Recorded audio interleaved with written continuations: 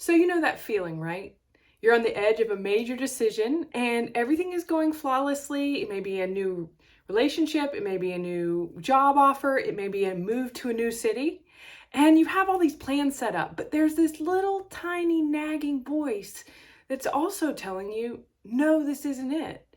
And it's confusing. And what is that voice? Well, today we're going to be talking about the 3 signs that your intuition, your gut feeling, is not only whispering at you, it's screaming at you to help guide you in the form of your highest good. And we're going to talk about how that shows up and how to know better and more clearly than ever how to listen to your intuition. Because it's not always going to be the loudest voice in the room. The loudest voice in the room is what your boss wants you to do, right?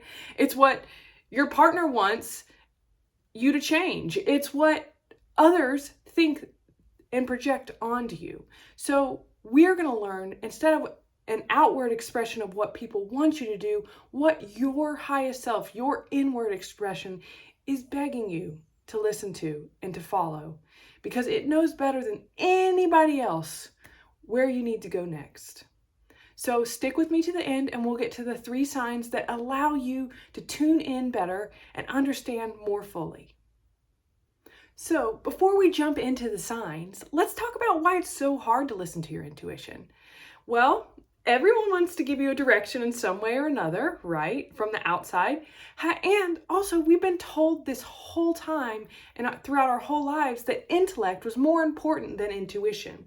We've been told that we need to make pros and cons lists and that we should weigh the options and that our intuition just simply isn't enough. Now, what is the intuition? Well, it's a quiet whispering voice. And with all the hubbub going on all around, it's really hard to hear that, right? It's a quiet, calm voice that's telling you and guiding you. But if there's a lot of noise everywhere, social media, constant music, jabbering friends, who knows what else, right? Then we don't have the space or the palate to be able to receive it in that way. Now, a lot of my clients ask me like, well, how do you tap into that superpower? You're so gifted at it. You're special with it. And I'm not special. I mean, I am special. And you're special too. It's not just a talent that I have. It's a gift that we all have. The only thing between me and you is that I have tuned into it and practiced it enough to really know the subtle signs of when it's happening and being able to follow it. So with that practice, you too will be able to tune into your superpower and have your compass guide you from the inside out towards your highest evolution. It's right there waiting for you to tap into it. The first sign that your intuition is trying to get your attention is the physical broadcast, right? We've all had gut feelings, and that's the most primal way that your intuition is yelling at you. Now, you've had those gut feelings before when something was ding-a-ling-a-ling right for you, and you've had those gut feelings before when things were, oh, that wasn't good. That did not feel good. So we can use those gut feelings and the gut-brain axis, right, as its own kind of intuitive intelligence.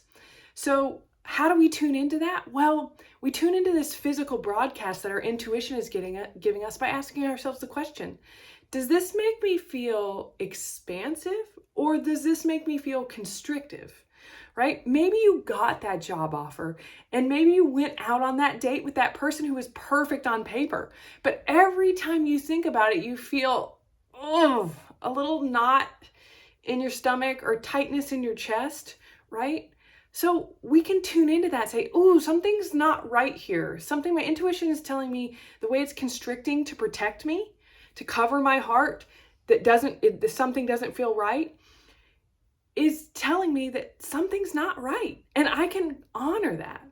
Now, on the other hand, right, if you're able to go towards something with an expansive, heart open stance and feel good about it, right, then you're able to move in the direction of your intuition, and your intuition is telling you, green light, let's go. I feel good about this. Not just good, I feel safe in this. I feel like this is the right thing.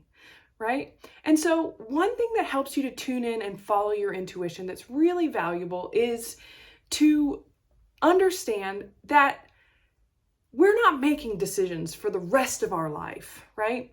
All of us want to feel safe and secure and have every decision figured out for the rest of our lives in some ways so that we can feel totally set and totally safe and no harm will come to us. But that's not how it works, right? You know that, I know that. I've tried so hard to force that into existence, and yet the only constant is change.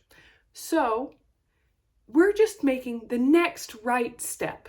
The next right step is the one that our intuition is going to guide us to. It's going to guide us to our next right step. And you can't make a wrong step, right? Because let's say you step in the mud. Big deal. You just made the next right step. And that told you should reroute to somewhere else that's a little bit drier. And you have that opportunity with the next right step. So the most important step we're on, if we're walking along a tightrope in the air, which step is that? What do you think? Well, it could be the last step or the first step, but no, it's the step you're on. If you're on the first step and you're thinking about completing it, you're going to fall off. If you're on the last step and you're thinking about completing it, you're still going to fall off. The most important step is the step you're on. And that's where your intuition is going to guide you. So if you tune in to those physical markers of either expansion or constriction, you can learn to interpret how your intuition is talking to you through your body. The second sign that your intuition is trying to guide you is what I call a persistent echo. So a persistent echo is kind of that little voice, the quiet little voice in the back of your mind that's saying like, I really should live over there at the beach. No, I need to be living at the beach. I know the job is here, but I should be living at the beach, right? Or just ask him out. Just ask him out. Just ask him out. I mean, it could be have been going on for days. It could be going on for months. Could have been going on for years, right? So that persistent echo is your intuition trying to guide you home. And it's different than an anxious thought. An anxious thought isn't a thought that it goes in a loop and kind of always makes you feel bad. A persistent echo is more like a gentle, warm whisper, right? That somehow, no matter what, you always end up there, even if you're trying to move your actions in a totally opposite direction. You always end up there. So listen to that persistent echo. It's trying to guide you home. And you can trust it, right? We're just taking the next right step with our intuition. And we are allowing in that way for things to unfold step by step. And so that echo might as well run the experiment. You know, the worst feeling in the world is actually regret, right? It's wishing you tried something and not having done it. And your intuition is encouraging you to try things for your highest potential. And you can't go wrong if you try. The greatest way to fail is just not to start. So listen to your intuition. You can trust it. It is guiding you to a fulfilling life because you won't be wondering, what if? Now, the third sign is a flash of knowing, right? This is where the metal hits the pedal hits the metal. I'm not sure. You know what I'm talking about. This is where you all of a sudden get this big insight, right? But it's a big insight. It's like just a knowingness. It could come in a lot of different ways, right? For some people, it could come as a voice. For some people, it could come as an embodied feeling. For other people, it could come through a sign of synchronicity. But it is some feeling of embodied knowingness, like just a flash that like, oh, that's the way. That's the way. That's the way, you know it. That's the way, you know it. Now, what happens often when we have that flash of knowingness is we pull out our intellect and we let our intellect talk over our knowingness and our intuition. And we start making those pros and cons lists and we say, well, I don't know even how I would even do that or how I could figure it out. Or they might say no and I might get embarrassed or all sorts of things to keep us in our safe zone and in our comfort zone And so that we don't go up to our growing edge and then move into unknown space. But you know what? You can trust that knowingness. You can trust that taking a chance because, Joseph Campbell would say that if you follow your bliss, doors will open for you in places that were there for nobody else. And that is 1,000% true. And your bliss, your intuition is guiding you towards your bliss all of the time. So let it be your superpower. Let it be your greatest advocate. You can trust it. And the more you practice trusting it, and the more you practice quieting your mind through meditation or other practices, right? Turning off the noise around you, not needing so many people's guidance or feedback, right? About your decisions, the more the quiet voice of your intuition becomes a little bit louder. And that's what it's asking of you. It's not asking you to build muscle. It's asking you to become more quiet within so that you can hear its whispers with more clarity. And you can do it. All it takes is practice, and you'll see the evidence will be right in front of you in time. It'll unfold exactly as it should. The more you practice it, the more you'll trust it. The more you trust it, the more you'll be allowing. And then before you know it, you'll have built a really magical life.